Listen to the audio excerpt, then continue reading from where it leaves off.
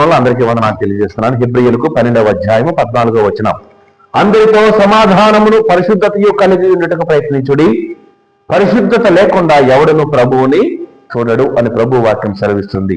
అందరితో సమాధానం కలిగి ఉండాలి, సమస్తమైన పాపాన్ని విడిచిపెట్టాలి, పరిశుద్ధత కలిగి ఉండాలి, సమస్తమైన కల్మషాన్ని, దుర్మార్గతని, అక్రమాన్ని, గర్వం, అహంకారం, కోపం, క్రోధం, మదం, మత్సరం అన్ని విడిచిపెట్టేసి మన హృదయంలో సర్వమానవాళి ఎడల సహోదరత్వం కలిగి ఉండి, పరిశుద్ధత కలిగి ఉండి, మరి సమాధానం కలిగి ఉండి, ఆ పరిశుద్ధుడైన మహా గొప్ప దేవుణ్ణి మనము హృదయముతో మనం చూడాలి. మత్తయి 6:6 ప్రకారం రహస్యముందున తండ్రికి ప్రార్థన చేయటం ద్వారా దేవుడు మన హృదయానికి తోడుగా ఉండి మన పరిశుద్ధాత్మ దేవుడు అనుగ్రహిస్తాడు.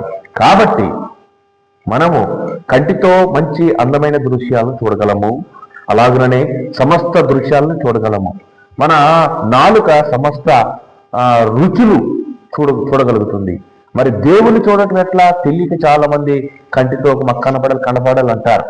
దేవుడు ఆత్మ కనుక ఆయన ఆరాధించేవారు ఆత్మతోనూ సత్యంతోనూ ఆరాధించాలి. ఆ పరిశుద్ధాత్మను దేవుడు మనకిచ్చిన ఆత్మతో మనం చూడాలి. ఎట్లా చూడాలి?